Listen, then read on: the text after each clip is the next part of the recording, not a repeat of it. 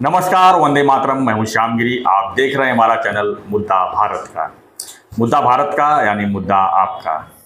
मुद्दा है महाराष्ट्र की राजनीति का। जी हाँ, महाराष्ट्र की राजनीति में रोज नए नए ट्विस्ट तो आते ही हैं। हम भी नए नए ट्विस्ट के ऊपर चर्चा भी करेंगे आज।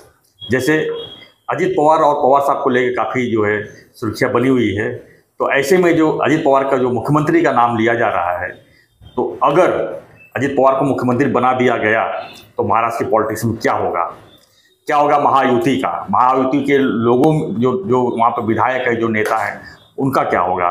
इसी पर चर्चा करेंगे। हमारे सहयोगी अनिल खत्री जी हैं, जो राजनीतिक वरिष्ठ राजनीतिक विश्लेषक हैं। उनको काफ़ी अनुभव है, पर्दे के पीछे के भी, पर्दे के आगे के भी। तो हम इन्हीं से जानना चाहेंगे कि महाराष्ट्र की राजनीति में अगर शिंदे साहब को हटा के और अजीत पवार को मुख्यमंत्री बना दिया गया तो महाराष्ट्र की राजनीति का अभी आने वाले चुनाव में क्या होगा। सर, बहुत बड़ी बात है, क्योंकि लोकसभा चुनाव तो नज़दीक है ही, उसके बाद विधानसभा चुनाव भी हो सकता है, साथ में भी हो। तो क्या लगता है, अगर अजीत पवार को भाजपा ने अगर मुख्यमंत्री बना ही दिया तब क्या होगा। सर, मैं आपको कुछ सवाल पूछ के इस चर्चा का आरंभ करना चाहता हूं, क्योंकि आपके भी बहुत सारा अनुभव और अंदाज होते हैं। पहली बात मैं ये पूछता हूं आपको जी कि क्या शिंदे साहब को मुख्यमंत्री पद से भाजपा हटाएगी।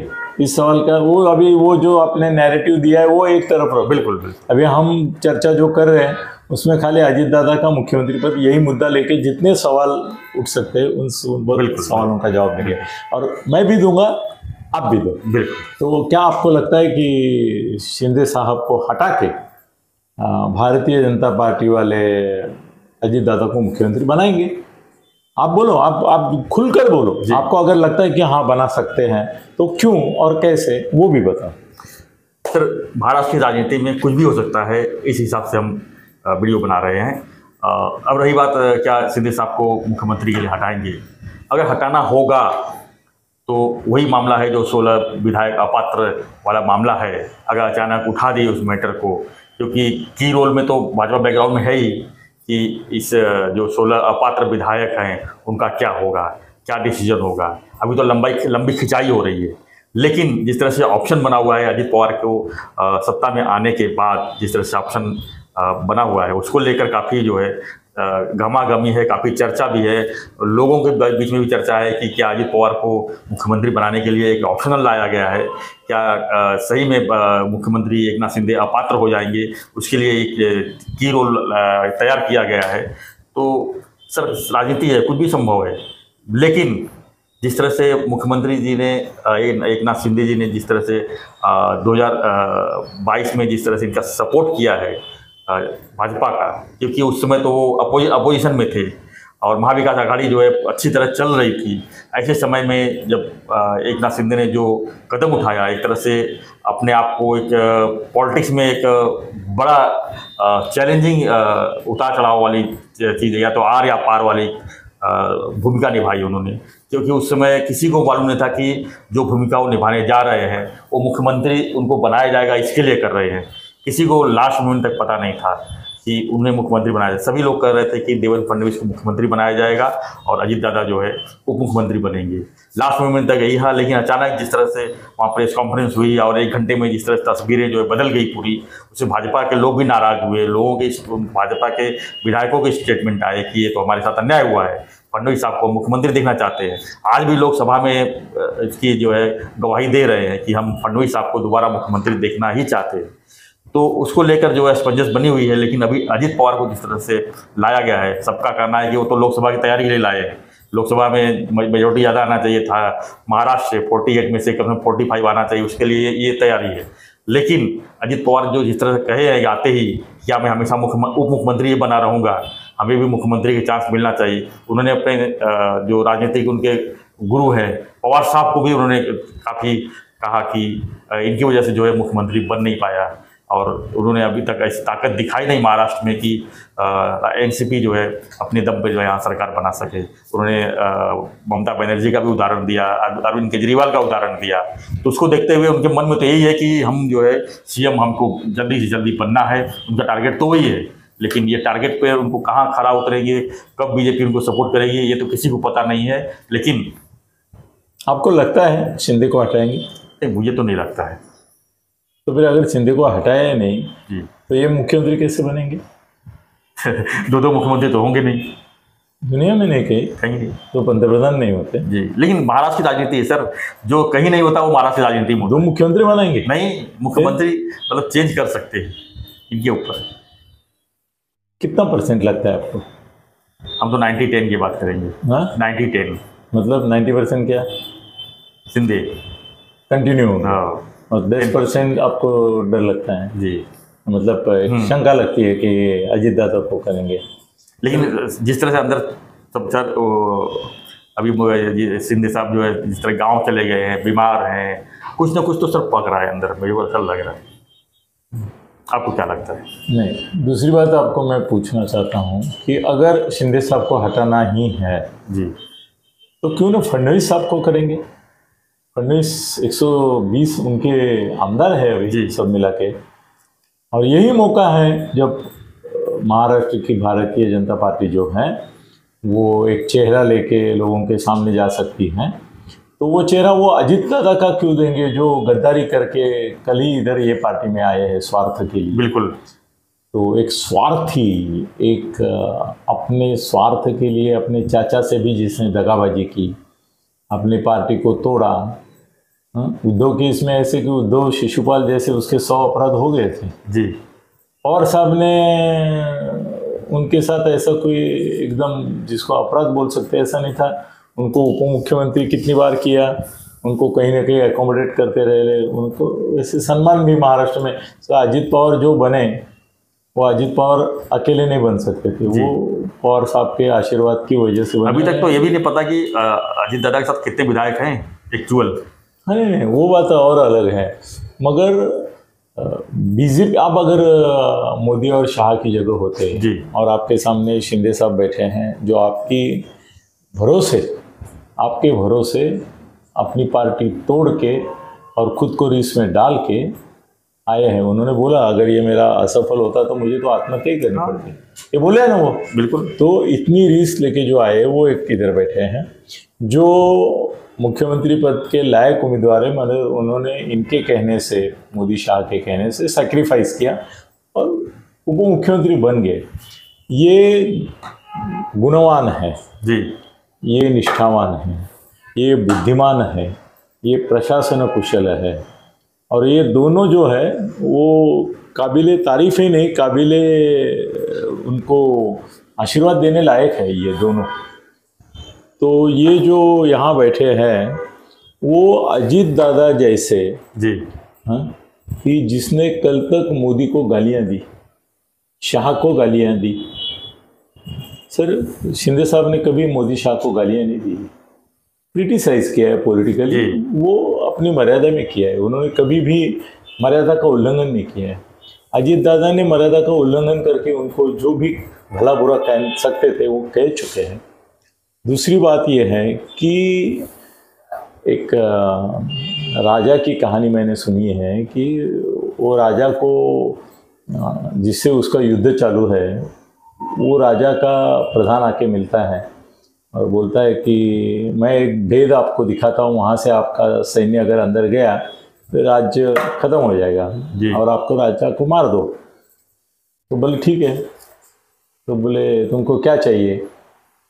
तो बोले आप जो सही समझे वो दे दो। तो वो घुस गए प्रधान ने दिखाए हुए मार्ग से और राजा का पराभव किया, मार भी दिया। फिर ये प्रधान जो था लालच से खड़ा हो गया, जिसने जीता था वो जीता उसके सामने कि अभी आपके मुताबिक जो सज़ा, अब जो बख्शिश मुझे देनी है वो आप तय करो और मुझे दे दो। तो बोले इसकी गर्दन उड़ाओ। तो बोले ये क्या हो गया न्याय? वो बोले जो राजा ने तुमको 20 साल से तो उसका सेनापति और प्रधानमंत्री बना के रखा, तुम उसके अगर नहीं हुए तो मेरे क्या होगे? कल भेद तुम ही मेरा खोलोगे और मेरे को मारोगे, और तुमने बोल दिया उसको मार दो। तो तुमको बख्शिश यही है कि ऐसे आदमी को वही शासन दे जो दे दिया उन्होंने। जी सब अजीत पवार ऐसा कोई महात्मा नहीं है, परमात्मा नहीं है, आत्मा भी नहीं है कि जिसकी चारित्र्य संपन्नता देख के आदमी हैरान हो जाए। भाई किसी ऋषि का तो अवतार नहीं है, ये तो हरिश्चंद्र का तो अवतार नहीं है, ये कोई नया ऐसा तो अवतार महाराष्ट्र में आया नहीं है कि जो अभी तक हुआ ही नहीं, ऐसा तो कोई है नहीं वो। बिल्कुल सर, शरद पवार नाम के बड़े वट वृक्ष पर जो पारंबिया ऐसे ऐसी लटकती, बहुत सारी लटकती है, उसमें आर है, जयंत पाटिल है, वळसे पाटिल है, भुजबळ है, जितेंद्र है, ऐसी पारंबी जी। उसमें से एक पारंबी को वटवृक्ष ने मौका दिया जमीन तक पहुंचने का, तो वो जमीन में जैसे ही उसको जगह मिली उसने वहां पे अपना बेस बनाया और वो वटवृक्ष की ओर ये अजीत दादा पवार बोल रहे हैं कि वो वटवृक्ष है तो हम भी वटवृक्ष है। देखो हमारी जड़ें लोक प्रतिनिधि में मजबूत है हमारे पास इतने ये। अभी वटवृक्ष की ये पारंबी है जी, और ऐसी बहुत सारी पारंबी है। सर अजीत दादा नहीं करते बगावत, कोई फर्क नहीं पड़ता, भुजबल करते थे, दूसरा आदमी था ना जी कि जो कर सकता था, भुजबल कर सकते थे और इतने ही यशस्वी होते थे और उप मुख्यमंत्री बनते ही थे। बिल्कुल।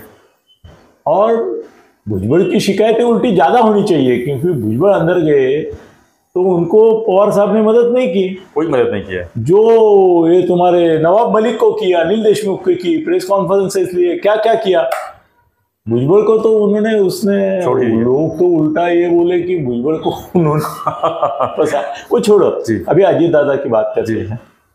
सर अजीत दादा के बारे में वैयक्तिक चरित्र और चारित्र के बारे में हम नहीं बोलना चाहेंगे, जबकि लोग बोलते हैं, मगर हम नहीं बोलेंगे। भ्रष्टाचार के मामले में उनके ऊपर बहुत सारे आरोप हो चुके और वो आरोपों से इसी तरह का कोई गेम करके, जैसे फडणवीस को 80 घंटे में उन्होंने दगा दिया, दगा देने से पहले अपने को क्लीन कर लिया। मतलब वो उसका जो क्लीनिंग मशीन है उसमें फटाक से जाके क्लीन होके निकल आए, 2 दिन के लिए उधार लेके वो साफ होके निकल गए बाहर। सर दूसरी एक बात है कि शरद पवार ने जो ब्राह्मणेतर महाराष्ट्र में आग लगाने का ये शुरू किया है, क्या हो रहा है, बीजेपी की नीति है कि 2 धर्मों के बीच में तनाव पैदा करने की, बराबर वो है जो है। सर हम हमारे पब्लिक से झूठ नहीं बोलते कभी और बोलेंगे भी नहीं, चाहे जो भी परिणाम हो नहीं बोलेंगे। सर वो धर्म के अंदर मुसलमान, हिंदू, अभी तो क्रिश्चियन और हिंदू भी लगा दिया। सर मणिपुर का एक राज ये भी है कि वहाँ पे जो लड़ाई हो रही है आपस में, लड़ाई ऐसा शब्द मैं यूज़ कर रहा हूँ, वो 2 इनके दलों के बीच में नहीं, 2 लोगों के समुदाय नहीं, ये क्रिश्चियन वर्सेस हिंदू है। और मोदी, शाह और ये हिंदुत्ववादी सब जो है उनको ये दिखाना है कि क्रिश्चियन जो है कुकी है, वो सब साउथ अपना नॉर्थ ईस्ट में सब क्रिश्चियन बहुत सारे हैं, सभी राज्यों में, सब राज्यों में क्रिश्चियन वर्सेस हिंदू संघर्ष है। उसमें से कुछ ये है तो मतई जो है वो हिंदू है। तो क्रिश्चियन और इनकी लड़ाई में वो हिंदुओं के साथ है, इसके लिए वो मणिपुर के बारे में संवेदनशीलता नहीं दिखाते क्योंकि मुस्लिमों के बाद इस देश में क्रिश्चियनों की बारी आने वाली है और सोनिया गांधी क्रिश्चियन है कि नहीं? बिल्कुल। तो Christian versus Hindu feeling Manipur की वजह से निर्माण हो रहा है, जो अब तक नहीं हुआ कभी। पारसी समाज कभी हिंदुओं से लड़ा नहीं, जैन नहीं लड़े, सो नहीं किया जा रहा है, बौद्ध समाज नहीं लड़ा, मगर ये जो क्रिश्चियन है उन्होंने गोवा में बहुत करीबन 200-400 साल पहले क्या क्या किए थे और हिंदुओं को जला भी दिया था, वो हमको याद है। उस समय वो क्रिश्चियन और हिंदू का संघर्ष गोवा में हुआ था। उसके बाद हिंदू और संघर्ष क्रिश्चियनों का नहीं हुआ था, मगर सोनिया क्रिश्चियन है तो सोनिया के खिलाफ एक और मुद्दा बनता जा रहा है जो मोदी और शाह बड़ी होशियारी से बिना बोले बना रहे हैं। इसके बारे में कोई क्यों नहीं बोलता है, मुझे समझ में नहीं आता है कि भाई ये क्रिश्चियन वर्सेस हिंदू देश में पहली बार हुआ है। और मणिपुर के साथ साथ सर ये नागालैंड, मिजोरम से लेके सब जगह धीरे धीरे फैलता हुआ दिखाई देगा आपको। तो वहां के हिंदू का ध्रुवीकरण, ये राज है उसके पीछे। वो छोड़ो यहाँ का सर, महाराष्ट्र में मराठा वर्सेस मराठेतर और ब्राह्मण वर्सेस ब्राह्मणेतर, इस वाद के जनक राज ठाकरे ने सही कहा है कि शरद पवार है। और ये जब शरद पवार का फोटो लगाते हैं और बोलते हैं ये हमारा आदर्श है जी, इनके पथ पथ पर हम चलेंगे, ऐसा बोलते हैं वो, तो उनके पथ पर चलते हुए क्या अजीत दादा को ये फडणवीस नाम का जो ब्राह्मण है उसके खिलाफ भी एक जंग छेड़नी है? हो सकता है, हो सकता है। वो भी जब शरद पवार अगर 100% ब्राह्मण ब्राह्मणेतर की बात करते हैं और ये इनके आदर्श पे चल रहा है, तो ये भी मन ही मन में वही करेगा। सर अपने दोस्त है, उनका नाम लेना उनको बुरा लगेगा। और मुझे एक बार बोले भी है वो कि तुम इस तरह से मेरी कम्युनिटी का उल्लेख करके तुम शरद पवार को ये करोगे तो मुझे अच्छा नहीं लगेगा, क्योंकि मेरी निष्ठा उनके प्रति है। मगर तुम जो बोले वो सही है कि मैं अगर मराठा होता तो आज महाराष्ट्र का मुख्यमंत्री भी हो सकता था, या तो कम से कम कहीं और हो सकता था जी। मगर मुझे नहीं बनाया गया क्योंकि मैं मराठा नहीं हूं, मैं नॉमैडिक कैट का हूं। ये उसका दुख था और उसके लिए उसकी हिम्मत नहीं थी कि पवार साहब को ये ठपका दे कि भाई आपने, मैं मराठा नहीं करके किया, मगर उसका दुख था। सर भुजबल से मेरी बातें होती थी एक जमाने में, तो मैंने बोला कि ये आपकी समता परिषद ये वो, उसको सब बढ़ावा नहीं देते। और आप पटना में एक कॉन्फ्रेंस ली अपने समता परिषद की और ऑल इंडिया लीडरशिप में जाने की कोशिश की, तो आपको दबा दिया। आप ही बोल रहे, मैं भुजबल को कोट कर रहा हूँ, अभी वो भले बोले मेरा विट्ठल मेरा विट्ठल मेरा विट्ठल, मगर सर उसी विट्ठल ने इनको लात मारी थी, कट टू साइज किया था। महाराष्ट्र के बाहर जाना नहीं, ये समता परिषद पैरेलल ऑर्गेनाइजेशन नहीं करनी है। तो समता परिषद जो ऑल इंडिया होने वाली थी अभी MIT के ऑफिस में बैठ गई। सर भुजबल के मन में बहुत प्रक्षोभ था, वो ओबीसी के ऐसे नेता हो सकते, वो देश के नेता हो सकते थे, उनको दबा के रखा। शरद पवार की ये कहानी है। तो अजीत दादा भी हो सकता है कि वो मराठा कम्युनिटी की जो विरासत है, जिसमें ब्राह्मण ब्राह्मणेतरवाद भी होता है, ओबीसी वर्सेस मराठा होता है, बहुत सारे वाद हैं, तो वो विरासत लेके आने वाले अजीत दादा जो है वो फडणवीस की भी काटी नहीं ये कट करना चाहेंगे, कट टू साइज करना चाहेंगे। अभी शिंदे मराठा है जी, तो शिंदे जिस प्रकार के मराठा है ना, वो उदार मतवादी और एक बड़ा मन जिसका रहता है, बड़ा दिल वाला, ऐसे है। और वो सर निच्चरपना इस प्रकार का नहीं करेंगे कि इसको काटो उसको काटो इसको। सर वो हुकुमशाह नहीं है, मैं बार बार बोल रहा हूँ कि वो हुकुमशाह नहीं है, वो सच्चे लोकशाही ये है। मैं उनको ज़्यादा से ज़्यादा ये करना चाहूँगा कि वो लोकशाही माध्यम से आए हुए राजा है, राजा आदमी है शिंदे साहब। तो ये है ना, वो उनके स्वभाव में ये हलकटपना, कुलकटपना, फुलपटपना, कुचकटपना ऐसा कुछ नहीं है। और ये पाताल यंत्री कारस्थानी मराठी में शब्द है, उस प्रकार के नहीं है। तो जो भी है आमने सामने जाएंगे, लड़ेंगे, जीत हुई हार हुई परवाह नहीं करेंगे। पर अजीत दादा जो है, जिन्होंने अपने चाचा से, जिन्होंने उनका पितृत्व किया ऑलमोस्ट, उनको भी दगा दिया है।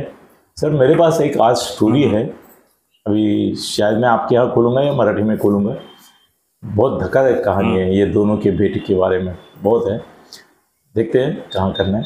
तो सर ऐसा है कि शरद पवार साहब भी दुखी है, इनका ये चल रहा है। लास्ट टाइम उन्होंने सपोर्ट किया था, मगर इस टाइम जो हो रहा है ना जी सर, ऐसा है कि इसमें उनका दिल लटका था शरद पवार का सुप्रिया सुळे के साथ। मेरी बेटी मेरी बेटी मेरी बेटी, जिंदगी भर वो मेरी बेटी करते रहे। उस बेटी को शोरूम से गोडाउन में डालने वाला ये है अजीत पवार। अब इसमें पवार साहब का नुकसान कम है, सुप्रिया सुळे की पूरी जिंदगी बाकी है। तो इन्होंने पवार साहब के उन्होंने क्या किया है, वो सुप्रिया को मिले क्या अजीत दादा? नहीं मिले ना, काम नहीं मिले। उसको मेरी बहन ना, राखी का बंधन निभाता हूँ, तेरे को भी संभालता हूँ, ऐसा कुछ किया क्या? लोग बोल रहे हैं, मीडिया बोल रहा है कि उसको केंद्र में लेंगे, ऐसा ये है वगैरह वगैरह। वो सब वो झूठ हम अगले वीडियो में बोलने वाले हैं। जबरदस्त झूठ चल रहा है। तो सुप्रिया सुळे, तुमने अपने चाचा को नहीं छोड़ा, तुमने अपने बहन को नहीं छोड़ा, हाँ? और तुम फडणवीस और शिंदे को ये सर कैसे ख्वाब में भी नहीं आना चाहिए कि मैं शिंदे को हटाऊं और मैं मुख्यमंत्री बन जाऊं। सवाल ही नहीं। मुझसे शब्द तक निकलना नहीं चाहिए मुख्यमंत्री पद का। लोग लगाते आमच्या मनातला मुख्यमंत्री है, उद्याचा मुख्यमंत्री, भावी मुख्यमंत्री, तो तुमको उनको पार्टी से निकालना चाहिए कि भाई ये नहीं चलेगा। उल्टा ये देख के खुश होते हैं, माझ्या मनामध्ये आहे, ये गलत है। कधीतरी होणारच, ये गलत है सर। ऐसा है कि अजीत दादा को मुख्यमंत्री करने के बजाय ये राष्ट्रपति राजवट का स्वीकार करेंगे बीजेपी वाले। ये लिख लो, जाहिर करो कि नहीं नहीं नहीं नहीं सर, अजीत दादा जब तक बीजेपी के साथ है तब तक, मैं बड़ा विधान कर रहा हूं, 1 लाख रुपए की आपसे हमेशा की तरह शर्त लगा रहा हूं, अजीत पवार जब तक बीजेपी के साथ है तब तक मुख्यमंत्री नहीं होंगे। ये जब तक कब तक रहेगा? तो वो मुख्यमंत्री बनेंगे। वो अगर गद्दारी करके फिर से कहीं और गए, इलेक्शन के बाद अगर उनको लगा कि शरद पवार की पार्टी को तुत मिला है, सब दरवाजे खोल दिए, कुछ सीट मिले और मेरी सीट है कुछ, ये मिलके पवार साहब की सहमति से और एक फिर से महागठी सरकार बन सकती है सर। एक झटके में जी अजीत दादा छोड़ देंगे बीजेपी का संबंध। कोई दिल का रिश्ता है ही नहीं ना, विचारधारा ये स्वार्थ का रिश्ता है।